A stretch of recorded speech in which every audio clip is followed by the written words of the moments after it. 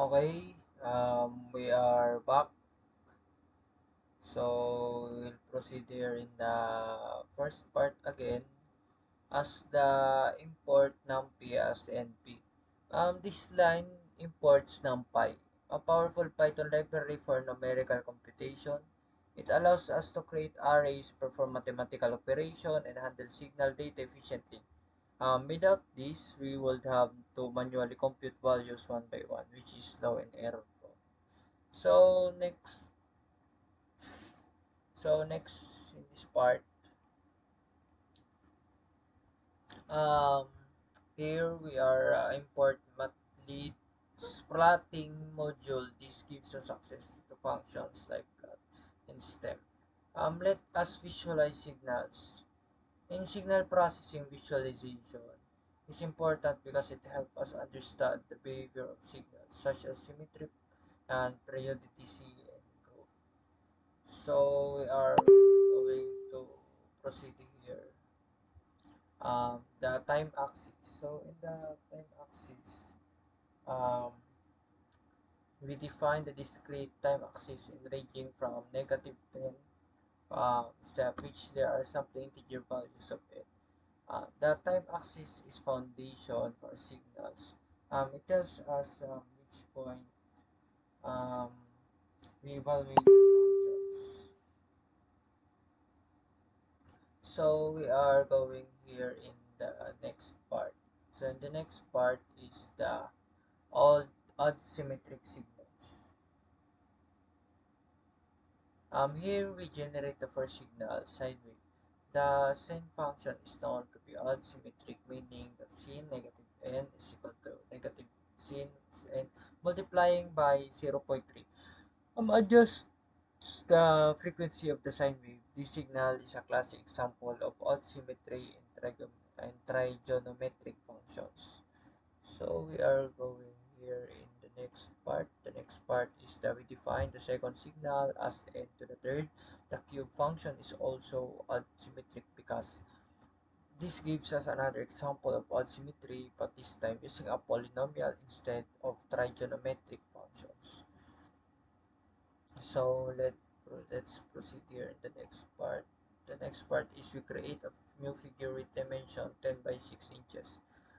This sets up the canvas where our plot will be drawn. A large figure size makes the plot easier to read and represent. And the next part is this defines the first subplot in two row. One column layout, the sine wave will be plotted here. So in this part, we plot the sine wave using a stem plot, which is ideal for discrete signals, which sample is shown as a vertical line with a marker at the top. So we are going in this part. We add a bold title to subplot, including your name, your section, and description of a signal. This makes the plot professional and personalized. To this part, we label the x-axis as a discrete time index and the y-axis as the value of x1 and n. And for this part, we add a grid to plot, making it easier to see the symmetric values. So let's proceed to the next paragraph. This defines the second subplot in the same figure. The cubic function will be plotted here. In this part, we plot the cubic function using stem plot. Again, this emphasizes the discrete nature of the signals. So we are going in this part. We add a bold title describing the cubic function as the odd symmetric signals. We're going to proceed here. We label the axes for clarity and to the x-axis and the cubic values of x is to the second power and n the y-axis. In this three part,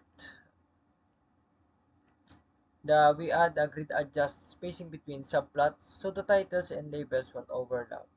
And finally, display the figure with both signals. So we are going to advance here. This comment reminds us of the mathematical definition of odd symmetry.